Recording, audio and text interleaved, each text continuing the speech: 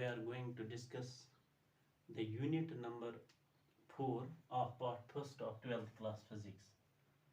It's unit 4. ये 12th class की physics का चौथा यूनिट है। तो इसमें जो हमें आज का यूनिट है वो है electromagnetic induction. Electromagnetic induction, this is the unit 4 of part first of 12th class physics. So देखो, ये जो इलेक्ट्रोमैग्नेटिक इंडक्शन है इसमें हमने बहुत सारे कॉन्सेप्ट्स को डिस्कस करना है। तो सबसे पहले जो कॉन्सेप्ट इसमें आता है वो आता है, पहले हम इसमें जो कॉन्सेप्ट इम्पोर्टेंट कॉन्सेप्ट्स हैं आधे तो यूनिट 3 में जो मैग्नेटिज्म था इसमें ऑलरेडी आधे कुछ तो इसमें डिस्कस हुए हैं ऑलरेडी कुछ टॉपिक्स, जैसे मैग्नेटिक फ्लक्स है। मैग्नेटिक फ्लक्स है। तो इसके बाद है फैराडेज लॉज ऑफ इलेक्ट्रोमैग्नेटिक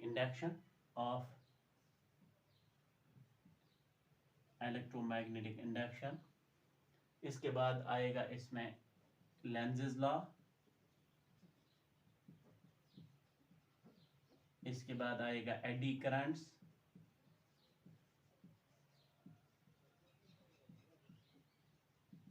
इसके बाद आएगा self and mutual induction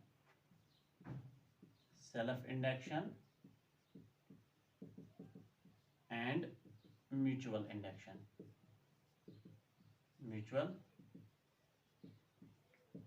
These are the topics which we have to discuss in the first part of electromagnetic induction. Electromagnetic induction के पहले पार्ट में हमें ये टॉपिक्स जो कॉन्सेप्ट्स हैं इनको डिस्कस करना है। इसमें है magnetic flux, Faraday's law, Lenz's law, इसमें एडी करंट्स, इसमें सेल्फ इंडक्शन, म्यूचुअल इंडक्शन, और इसके बाद इसका सेकंड पार्ट आएगा दैट इज अल्टरनेटिंग करंट्स। तो अल्टरनेटिंग करंट्स में हमें currents, types of currents, alternating currents, इसमें हमें root mean square current, average current, peak और मीन करंट, इसमें हमें एलसी और सर्किट को डिस्कस करना है, ट्रांसफार्मर को डिस्कस करना है, एसी जनरेटर को डिस्कस करना है। That will be discussed in that part. And जो फर्स्ट पार्ट है इसमें हमें ये सारे टॉपिक्स जितने भी आते हैं इसमें हमें ये डिस्कस करना है। इसमें जो पहला कॉन्सेप्ट है that's magnetic flux. The magnetic flux, this concept has already been discussed in the part first, that's the third unit. So still I will continue this here. So magnetic flux का concept मैं फिर से discuss करूंगा यहाँ पर। देखो जो magnetic flux है, magnetic flux, as you know that you have already we have already discussed and you have already learned about this concept of electric flux. And here there is only I think there is only the change in symbols and change in name.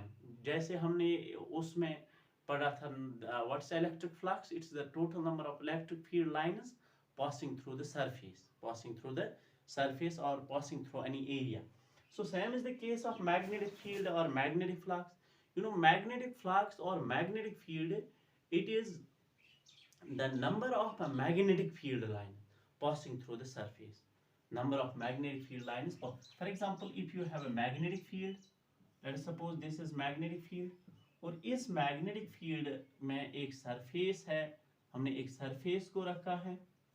तो इस surface में इस कितने magnetic field lines pass होते हैं? That's here 5b, इसमें 2 magnetic field lines pass होते हैं। तो इसी तरह अगर मैं यहाँ पर एक और फील्ड ड्रा करूंगा, जैसे ये, इसमें भी मैंने एक सरफेस लगा दी, तो how many lines passing through the surface? 1 2 3 and 4। Here 5b is equal to 4। So it is phi b means magnetic flux. जैसे phi e is electric flux. So the number of magnetic field lines passing through any surface is called a magnetic flux. Is called a magnetic flux. बात समझ आई होगी आपको. तो देखो यहाँ पर surface ये है. This magnet field is little bit weak, this is weaker, this is stronger. You know that when we have discussed about the concept of field lines, density of the field lines represent the strength of field. जिस जगह पर field lines की density ज़्यादा होती है वो field ज़्यादा strong होता है. तो यहाँ पर जो फील्ड है ये स्ट्रांग है, इसकी फील्ड डेंसिटी जो फील्ड लाइंस की है वो ज़्यादा है, तो दिस इज स्ट्रॉन्गर फील्ड. और ये जो मैग्नेटिक फ्लक्स है, अब ये flux phi B it is B dot A. जैसे इलेक्ट्रिक फ्लक्स में आपने देखा इट्स ए स्केलर क्वांटिटी. जैसे इलेक्ट्रिक फ्लक्स में आपने देखा कि इलेक्ट्रिक फ्लक्स अगर आपको याद होगा E phi E is equal to E dot S या E डॉट A.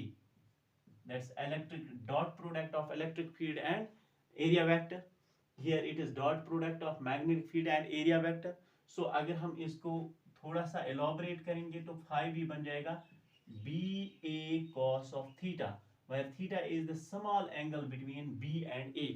जैसे आप dot product of vectors में लेते हो, where this angle is the small angle. अब देखो जब दो vectors का हम product करेंगे तो this is small angle theta. एक और angle है यहाँ पर जो ये वाला एंगल है, ये वाला एंगल या ये वाला बाहर वाला एक्सटीरियर एंगल, तो this is large angle between A and B. If this is vector A and this is vector B, और ये वाला जो एंगल है this is larger angle and ये वाला angle smaller angle. So usually whenever there is dot product we take the smaller angle between two vectors. So here and one thing you have to note here that B dot A, it's not the angle is not between the area and the magnetic field, it is area vector. Area vector, you know what is the direction of area vector? It is perpendicular to the surface area. For example, मैं एक example से आपको समझाता हूँ. यहाँ पर अब अगर आपके पास ये मैग्नेटिक फील्ड है तो मैग्नेटिक फील्ड में हमने एक सरफेस को ऐसे रखा तो इसका जो नॉर्मल है वो ऐसे पड़ेगा इस सरफेस का. तो here the magnetic field and normal makes an angle of 90 degree. So whenever cos 90 is 0, phi b is equal to BA cos of 90, cos 90 is 0, so there is flux 0 because no field line passing through the surface. Actually this angle is the angle between normal to the surface and magnetic field. जैसे अगर हम इस surface की बात करेंगे तो इस surface पर नॉर्मल ऐसे पड़ेगा और मैग्नेटिक फील्ड की डायरेक्शन ये है, तो this is the angle between normal to the surface. अगर हमने इसको सरफेस को ऐसे रखा, अब अगर हमने सरफेस को ऐसे रखा है फील्ड में, अगर हमने सरफेस को ऐसे फील्ड में रखा है तो ये नॉर्मल पड़ेगा ये वाला, this is normal to the surface and ये फील्ड है, फील्ड भी यही है, फील्ड और नॉर्मल की direction 0. So here BA cos 0 is 1. So the maximum number of field lines will passing through this surface which is perpendicular to the field and perpendicular to the field lines and normal to the surface and field are making an angle of 0 degree. Here अगर मैंने ऐसे surface को रखा तो इधर normal to the surface इस direction में पड़ेगा, तो मैग्नेटिक फील्ड और नॉर्मल टू द सरफेस का 90 डिग्री एंगल बन जाएगा. तो जब ऐसे सरफेस पड़ेगी फील्ड में तो इसमें कोई फील्ड लाइन नहीं बिकॉज cos 90 0. अब इसका मतलब ये हुआ कि मैग्नेटिक फ्लक्स किस चीज पर डिपेंड करता है. अगर यहाँ की बात देखी जाए तो जितनी स्ट्रेंथ मैग्नेटिक फील्ड की ज्यादा है उतनी नंबर ऑफ फील्ड लाइन ज्यादा पास होंगी. और दूसरी बात है सरफेस एरिया ज्यादा लिया, यहाँ से सरफेस एरिया ज्यादा लिया, जितना एरिया ज्यादा है flux is directly proportional to the magnetic field strength. Flux is directly proportional to the area and flux is cos of theta. It also depends upon the cos theta angle between magnetic field and area vector.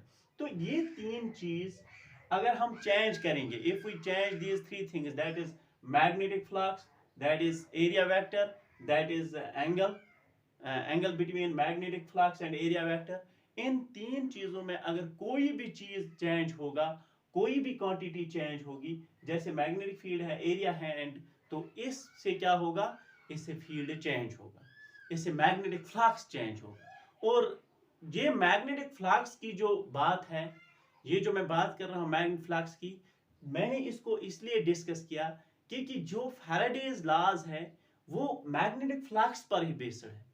क्योंकि इसके बाद हमें magnetic electromagnetic induction में इसके बाद Faraday's laws को आगे जाके डिस्कस करना है। तो फैराडेज लॉज को डिस्कस करने के लिए मैग्नेटिक फ्लक्स का कॉन्सेप्ट क्लियर होना चाहिए, और कौन सी क्वांटिटीज हैं जिनकी वजह से मैग्नेटिक फ्लक्स चेंज होता है वो हमें पता होनी चाहिए। और क्योंकि जो आने वाला जो लॉ है उसमें हम ये कहते हैं, फैराडे इसने ऑब्जर्वेशन की है, इसने experiment, on the base of experiment he says that whenever there is any change in magnetic flux, जब भी मैग्नेटिक फ्लक्स चेंज होता है किसी भी क्लोज्ड लूप के नजदीक, किसी भी कंडक्टर के नजदीक, तो वहां पर इंड्यूस्ड ईएमएफ प्रोड्यूस होता है, इंड्यूस्ड करंट प्रोड्यूस होती है।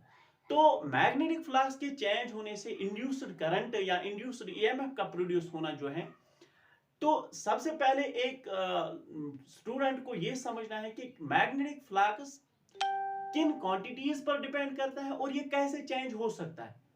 तो तभी इसको पता लगेगा कि कौन कौन सी चीज किस किस क्वांटिटी के चेंज होने से मैग्नेटिक फ्लक्स चेंज होगा, तो मैग्नेटिक फ्लक्स के चेंज होने से इंड्यूस्ड ईएमएफ प्रोड्यूस होगा। इसीलिए हमें सबसे पहले यहाँ पर मैग्नेटिक फ्लक्स को डिस्कस करना पड़ा। तो मैग्नेटिक फ्लक्स आप याद रखिए ये तीन चीजों पर डिपेंड करता है क्वांटिटीज पर। एक तो मैग्नेटिक फील्ड के चेंज होने से मैग्नेटिक फ्लक्स चेंज होता है, एरिया के चेंज होने से, एरिया ऑफ द सरफेस के चेंज होने से मैग्नेटिक फ्लक्स चेंज होता है, और angle between area vector and magnetic field अगर ये चेंज होगा तो इससे भी मैग्नेटिक फ्लक्स चेंज होगा। और मैग्नेटिक फ्लक्स अगर चेंज हुआ तो इससे इंड्यूस्ड ईएमएफ प्रोड्यूस हो सकता है। अब देखो हम इसके बाद हम आते हैं Faraday's laws of electromagnetic induction की ओर। तो Faraday's laws of electromagnetic induction की ओर, अब बिफोर तो ऑब्जर्वेशन, इसने फैराडे ने बहुत सारी ऑब्जर्वेशन किए। ऑब्जर्वेशन में इसने क्या लिया, तो पहली observation, whenever there is any change in, पहला law, whenever there is any change in magnetic flux, Faraday's first law of electromagnetic induction, this is Faraday's first law, Faraday's first law of electromagnetic induction. It states that whenever there is any change in magnetic flux linked with the coil, associated with a conductor, या linked with a closed conductor, an induced EMF is produced in that conductor. If the conductor is in closed circuit, if this form closed loop, then the induced current starts flowing through the conductor. So this is the Faraday's law of electromagnetic induction. तो electromagnetic induction for example, अब इसने observation ली, observation में पहले हम कुछ observation देखेंगे। यहाँ पर एक कॉइल हमने रखी है और इस कॉइल को हमने गैल्वेनोमीटर के साथ कनेक्ट किया है।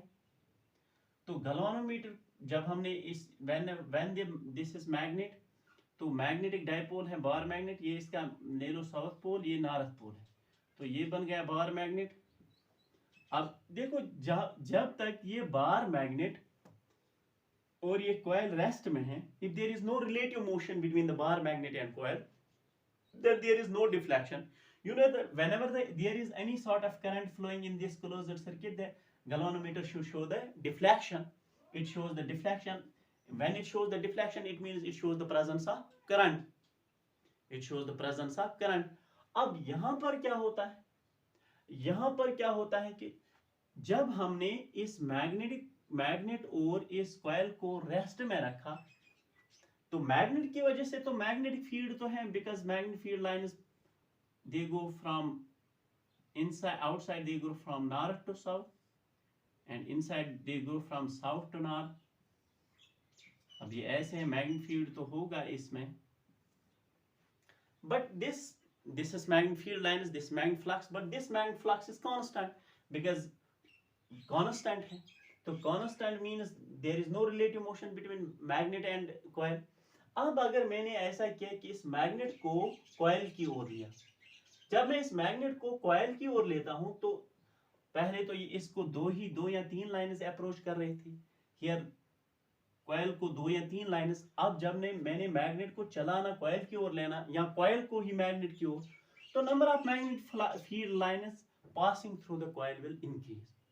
When the number of magnetic field lines passing through the coil starts increasing, that means magnetic flux starts changing. What's magnetic flux? Magnetic flux is number of field lines passing through the surface. अब इसकी वजह से तो magnetic flux coil से associate जो था magnetic flux, the magnetic flux linked with the coil, it starts changing.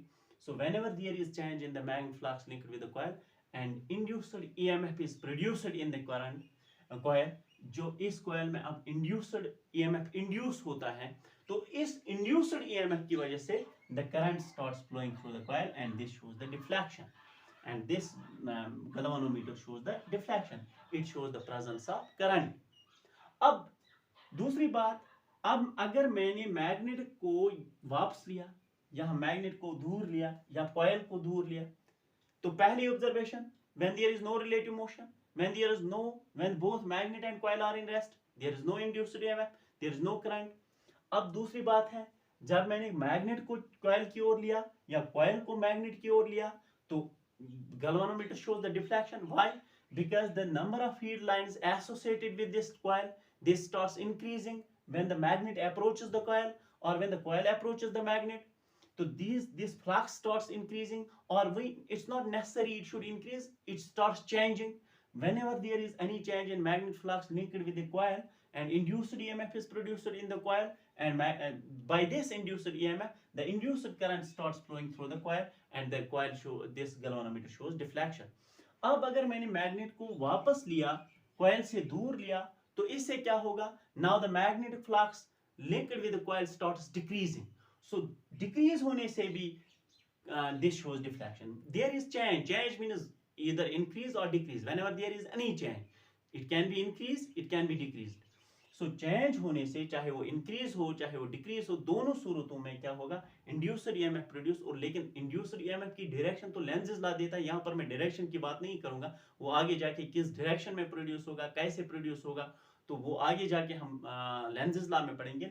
लेकिन फिलहाल हमें आप लोगों को ये चीज याद रखनी है, whenever there is any change in the magnetic field linked with the coil. और मैग्नेट फील्ड कैसे चेंज होगा? जब कॉइल अप्रोच करेगी मैग्नेट को या मैग्नेट अप्रोच करेगा कॉइल को, तो कॉइल को ये जब एक दूसरे को अप्रोच करेंगे, इससे जो मैग्नेटिक फ्लक्स है, number of magnet field lines linked with the coil, they start changing, या magnetic flux starts changing. So whenever there is change in magnetic flux, so induced EMF is produced and current starts. If this is closed circuit, then the current starts. अगर ये open circuit है तो induced EMF produce होगा, लेकिन current will not. You know that current flows through in closed circuits. So अब दूर लिया तब भी change, तब भी. अब दूसरी बात इसने ये देखी, if we move the first magnet, अगर हमने मैग्नेट फॉर एग्जांपल पहले कंडीशन में यहां से मैग्नेट को यहां तक लेने में 5 सेकंड लेंगे, अब मैंने एक ही सेकंड में, so I start changing the magnetic flux quickly, I increase the rate of change. So जितना जल्दी मैग्नेट फ्लक्स चेंज होता है, इतनी ज्यादा डिफ्लेक्शन होती है, इतना ज्यादा induced EMF. This was the second law. The induced EMF produced in the coil is directly proportional to the rate of change of flux. ये आगे सेकंड लॉ में हमें देखना है, पहले हम फर्स्ट लॉ ही ये डिस्कस कर रहे हैं. अब ये तो एक एग्जांपल आपको मैंने दे दी यहाँ पर, whenever there is any change in the magnetic flux linked with the coil. अब ये मैग्नेट और कॉइल की बात ही नहीं है. This is not necessary it should be magnet or coil. For example, मैं यहाँ पर let us suppose this is magnetic field, you know this is magnetic field. अब ये जो magnetic field, its cross means it is into the board, cross and dot shows outwards, cross shows inwards. So अब यहाँ पर एक closed loop मैंने रखा है इस क्रॉस वाली फील्ड में, यानी जो magnetic field into the board जाता है, इसमें मैंने एक कॉइल को रखा है, सर्कुलर कॉइल को, सर्कुलर लूप को रखा है. अब जब मैंने इसमें सर्कुलर लूप को रखा है, तो मैग्नेटिक फील्ड, अब मैंने क्या किया, if I will change this magnetic field, यानी अगर मैंने इस मैग्नेटिक फील्ड जो कॉइल के अंदर जा रहा है, बोर्ड के अंदर जा रहा है, अब इसको इंक्रीज करना स्टार्ट किया, if the magnetic field is increasing, starts increasing, तो इस कॉइल में करंट फ्लो होगी, इस कॉइल में करंट फ्लो होगी। अब करंट कैसे फ्लो होगी? मैग्नेटिक फील्ड चेंज होता है इस डायरेक्शन में, इस डायरेक्शन में, तो वो आगे जाके लेंजेस लॉ में डायरेक्शन, वो लेंजेस लॉ देगा डायरेक्शन इंड्यूस्ड ईएमएफ कैसे, वो वहां है। अगर मैंने इसमें मैग्नेटिक फील्ड को इंक्रीज करना स्टार्ट किया तो यहाँ पर क्या हो जाएगा, यहाँ पर induced EMF, now the current starts flowing through the coil, और current किस है, it starts for example it's into the board, for ये ऐसी करंट जाएगी ऐसे क्लॉकवाइज डायरेक्शन में, ठीक है ना, इसमें ऐसे current starts flowing through the coil. अब देखो इसके बाद मान लो अगर मैंने यहाँ पर मैग्नेटिक फील्ड एरिया था कांस्टेंट, एरिया कांस्टेंट था, एंगल भी constant, angle theta was also constant, तो यहाँ पर चेंज इन फ्लक्स होना चाहिए, चेंज इन फ्लक्स होना चाहिए। यहाँ पर हमने मैग्नेटिक फील्ड को चेंज किया, तो जब मैग्नेटिक फील्ड चेंज हुआ तो इससे मैग्नेटिक फ्लक्स चेंज हुआ, और मैग्नेटिक फ्लक्स के चेंज होने से इसमें इंड्यूस्ड ईएमएफ। अब अगर मैंने मैग्नेटिक फ्लक्स को कांस्टेंट रखा, यानी मैंने मैग्नेटिक फ्लक्स को कांस्टेंट रखा यहाँ पर, तो मैंने इसके रेडियस को, अब इसका रेडियस डिक्रीज होने लगा, पहले इसका इतना रेडियस था, अब इस कॉइल का ही रेडियस डिक्रीज, एनी हाउ इस कॉइल का किसी भी वजह से इस कॉइल का this radius of the coil starts decrease, तो अब ये एरिया ऑफ कॉइल डिक्रीज होने लगा, तो व्हेन ये constant theta constant A starts decreasing, तो there is also change in the magnetic flux, constant रखो, रेडियस को डिक्रीज करो, तो magnetic flux linked with this coil changes, so induced EMF produce होगा। अब तीसरी बात है, मैग्नेटिक फ्लक्स को ऐसे ही रखो, मैग्नेटिक फ्लक्स को, और ये जो कॉइल है इसको ऐसे घुमाओ। अब ये मैग्नेटिक फ्लक्स भी कांस्टेंट है, एरिया ऑफ कॉइल भी कांस्टेंट है, लेकिन जब आप इस कॉइल को घुमा रहे हो तो आप ये एंगल चेंज कर रहे हो। इसीलिए मैंने पहले कहा था कि तीन क्वांटिटी से कोई भी ऐसा, कोई भी वो चीज जिससे फ्लक्स चेंज होगा उसे इंड्यूस्ड ईएमएफ प्रोड्यूस। यहां पर पहले केस में हमने मैग्नेटिक फील्ड को चेंज किया तो फ्लक्स चेंज हुआ, इंड्यूस्ड ईएमएफ प्रोड्यूस हुआ। दूसरे केस में एरिया ऑफ कॉइल को इंक्रीज या डिक्रीज करो, मैग्नेटिक फील्ड कांस्टेंट रखो, तो फ्लक्स चेंज हुआ, तो मैग्नेटिक फील्ड इंड्यूस हुआ, इंड्यूस्ड ईएमएफ प्रोड्यूस हुआ और करंट स्टार्ट हो गई। और तीसरी कंडीशन में हमने एंगल को चेंज किया, कॉइल को रोटेट किया, तो मैग्नेटिक फील्ड और एरिया को कांस्टेंट रखा, तो तीसरे केस में भी फ्लक्स चेंज हुआ। तो जब भी फ्लक्स चेंज होता है तो इंड्यूस्ड ईएमएफ प्रोड्यूस।